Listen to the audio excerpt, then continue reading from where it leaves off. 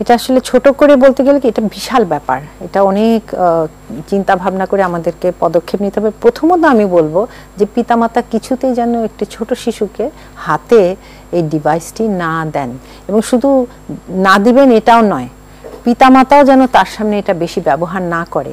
আমরা করি কি, আমরা পিতামাতারাও ভুল করি, তাদের সামনে এই ডিভাইস নিয়ে পড়ে আছি, ডিভাইস নিয়ে কাজ করছি, ডিভাইসে এটা করছি ওটা করছি। ওরা যখন আমাদেরকে আকৃষ্ট করতে চায় তাদের কথা দিয়ে হাসি দিয়ে তাদেরকে, তখন আমরা সরিয়ে দিচ্ছি। কাজে সেও কিন্তু বুঝতে পারে যে বাবা মাও এটাতে আসক্ত, তারপরে সে কি করে, খাচ্ছে না, তখন আমরা এটা দেখিয়ে তাকে খাওয়াচ্ছি এবং মনে করছি সে তো তাড়াতাড়ি গিলে ফেলছে, আমার সময়টা বাঁচলো। আসলে সময় বাঁচলো না, তাকে এমন একটা আসক্তির দিকে আমি দিয়ে দিলাম যে সে কি খাচ্ছে সে জানে না। আল্লাহ সুবহানাহু ওয়া তাআলা যে এত ধরনের খাদ্য তৈরি করেছেন তার ফ্লেভার সে জানে না, এবং সে ওইটা ছাড়া খাবেও না। এবং অনেক বাচ্চা আমি দেখেছি যে এখন মানে পরিচিতর মধ্যে যে মোবাইল ফোনটি তার হাতে না দিলে সে মাথা দেয়ালে নিয়ে ঠোকে, হ্যাঁ এভাবে ঠুকতে থাকে যতক্ষণ ফোনটা দেয়া না হয়। দেখা যায় সে হয়তো 2.5 বা 3 বছর বয়স। এর চেয়ে দুঃখজনক আর কি হতে পারে?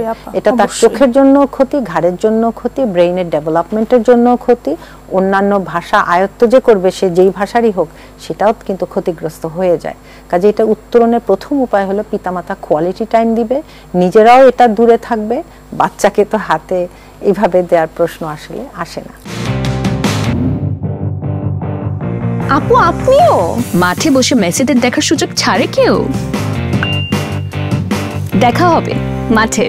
পেমেন্টের উন্মাদনা এখন বিকাশে। সর্বোচ্চ পেমেন্টে পেয়ে যান ভ্রমণ খরচ সহ আর্জেন্টিনার ম্যাচ টিকিট, সাথে ক্যাশব্যাক আর ডিসকাউন্ট কুপন।